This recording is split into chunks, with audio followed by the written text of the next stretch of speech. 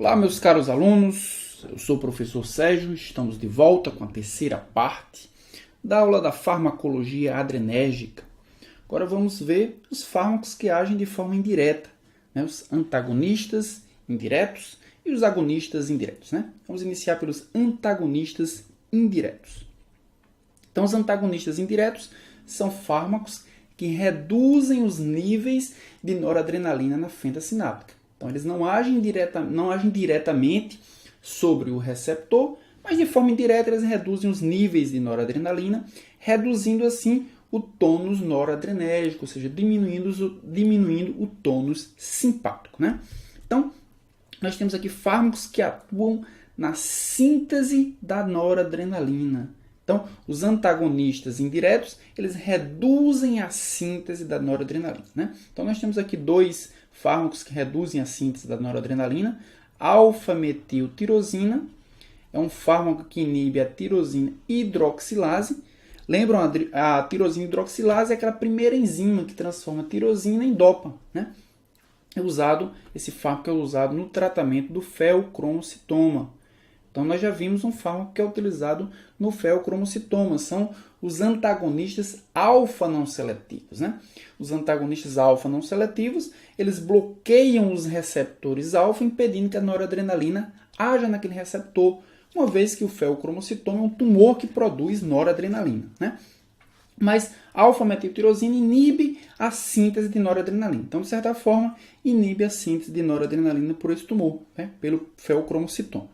Também temos o carbidopa, né? Carbidopa, que é um derivado hidralazina da dopa. Consequentemente, ele vai bloquear a síntese de noradrenalina, né? No caso aqui, não só noradrenalina, mas vai impedir também a síntese de dopa, né? Então, muito utilizado aí no parkinsonismo, né? No parkinsonismo.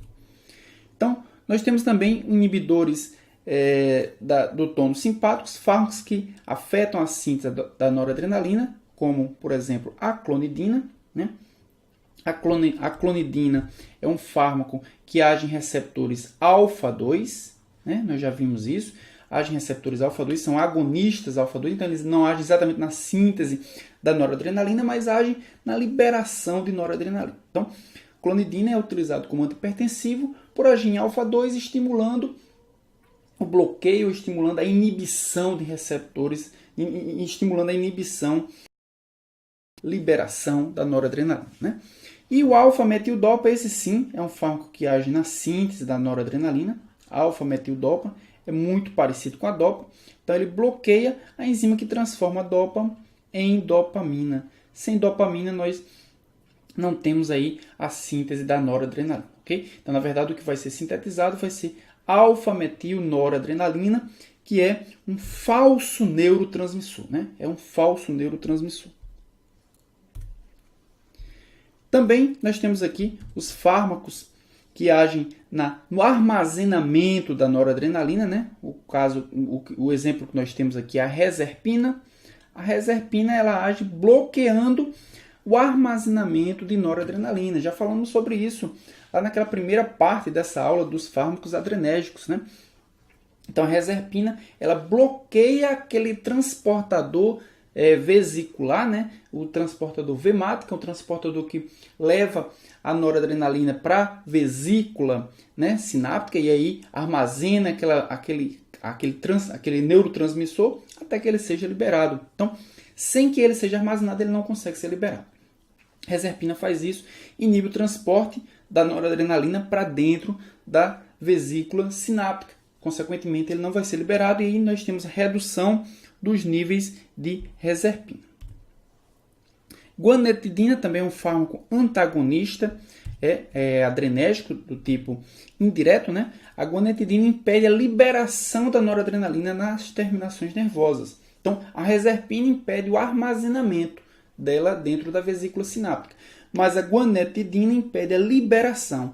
Então, mesmo depois que haja um impulso nervoso, a guanetidina ela não permite que a vesícula sináptica se funda com a membrana plasmática do neurônio e, consequentemente, libere aí a noradrenalina. Sem noradrenalina, nós temos redução, né, de forma indireta, né, do tônus simpático. E os agonistas adrenérgicos indiretos, né? Vamos ver quais são os fármacos que de forma indireta conseguem aumentar os níveis de noradrenalina. Por isso que eles são agonistas. Eles não agem nos receptores, mas eles agem no neurônio, permitindo que aquele neurônio produza ou libere mais noradrenalina. O primeiro exemplo que nós temos aqui é a anfetamina. Então, a anfetamina ela é absorvida aqui pelo neurônio, ela age na vesícula sináptica, permitindo ou aumentando a liberação de noradrenalina. Então, a anfetamina é um fármaco excitatório, né, uma molécula excitatória que permite o aumento da liberação de noradrenalina que está armazenada na vesícula sináptica. Então, ele não interfere na síntese. O neurônio é quem é responsável pela síntese da noradrenalina. Mas a anfetamina ela acelera, aumenta a liberação, né, desse neurotransmissor. Também nós temos como exemplo aqui os inibidores da monoaminoxidase, ou seja, os fármacos que inibem a degradação de noradrenalina pela monoaminoxidase. Então nós vimos, né, lá naquela primeira parte dessa aula que a noradrenalina, ao ser liberada, age em seus receptores, mas posteriormente ela é captada, captação 1 ou captação 2, e é degradada pelas enzimas monoaminoxidase ou catecol-ortometiltransferase. Né? Uma das enzimas que é a monoaminoxidase pode ser inibida. Pode ser inibida, por exemplo, pela moclobemida. Pode ser inibida também pela selegilina. Inibe duas isoformas diferentes de monoaminoxidase, né? Monoaminoxidase A, monoaminoxidase B. A gente vai falar melhor dessas enzimas quando tivermos a aula de antidepressivos, né? Os fármacos que agem inibindo a monoaminoxidase são usados principalmente como antidepressivos, porque ao inibir a monoaminoxidase, eles aumentam os teores das catecolaminas. Né? Monoaminoxidase não é restrito à noradrenalina, metaboliza diversas outras catecolaminas, né? Mas também aumenta os teores de noradrenalina. Okay? Então, nós temos aumento dos teores de noradrenalina por redução do seu metabolismo pela monoaminoxidase. Também nós temos os fármacos de ação central, né? E a anfetamina é um fármaco de ação central. A gente viu como é que ele age, né? A noradrenalina ela é absorvida, ela é armazenada, né? Ela é recaptada, né? Pela captação 1, ela é armazenada em vesículas sinápticas e o que a anfetamina faz é aumentar a sua liberação. Então, por isso que ele é um fármaco agonista de ação indireta, né? Mas nós temos também o efeito da cocaína, que também é um fármaco excitatório, que também é uma droga, uma molécula excitatória. E a cocaína aumenta os níveis de excitação, aumenta o tônus simpático central, né, da noradrenalina, porque ela impede, a cocaína impede a recaptação 1. Bloqueia o transportador, né, o transportador NET, né, o transportador de norepinefrina, que consegue capturar a noradrenalina e, consequentemente, degradar a noradrenalina dentro do neurônio. Né? Sem essa captação, nós temos a noradrenalina agindo por muito mais tempo na fenda sináptica. Consequência disso são os efeitos, né, excitatórios da noradrenalina. Okay?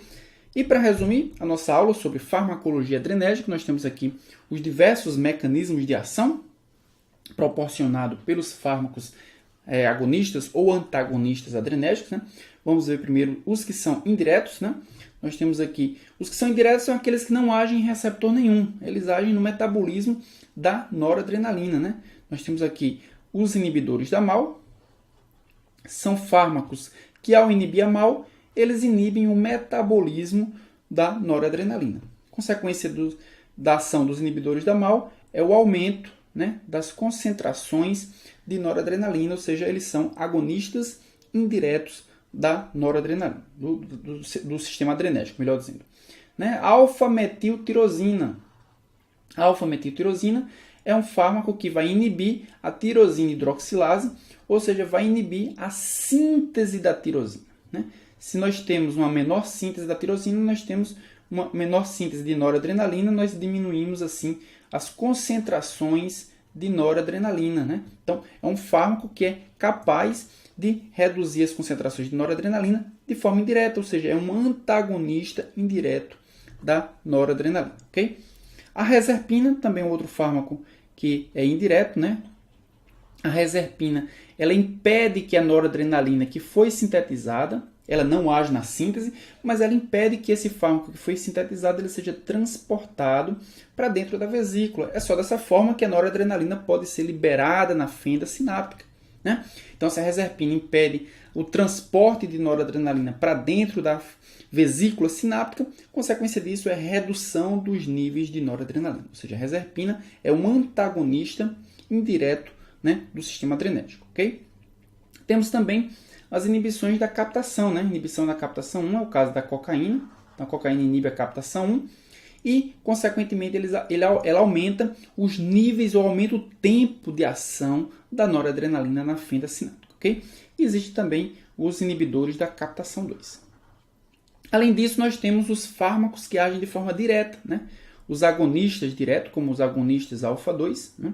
Na verdade, ele é agonista de receptores alfa-2, mas por ser agonista de receptores alfa-2, ele aumenta a inibição da liberação da noradrenalina. Ou seja, os agonistas alfa-2, eles reduzem os níveis de noradrenalina. Então, na prática, eles são antagonistas adrenérgicos. Okay? E os antagonistas alfa-2, eles proporcionam um efeito contrário. Por serem antagonistas alfa-2, eles proporcionam um estímulo da liberação da noradrenalina. Então, os antagonistas alfa-2 são agonistas adrenérgicos. Okay?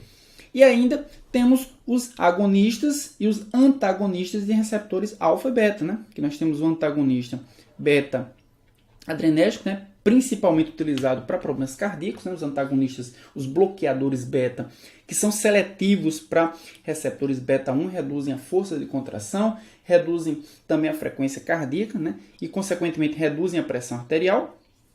E os agonistas beta 2 são principalmente utilizados para problemas respiratórios, né? Por promoverem uma broncodilatação. Né?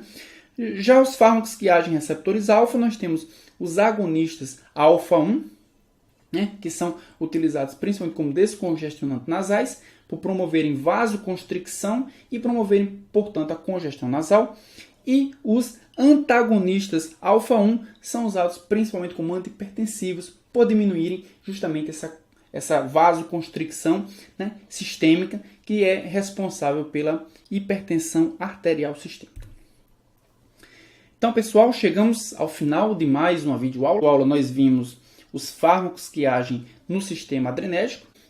Na próxima videoaula, nós veremos os bloqueadores neuromusculares. Okay? Então, não percam, bloqueadores neuromusculares são fármacos extremamente importantes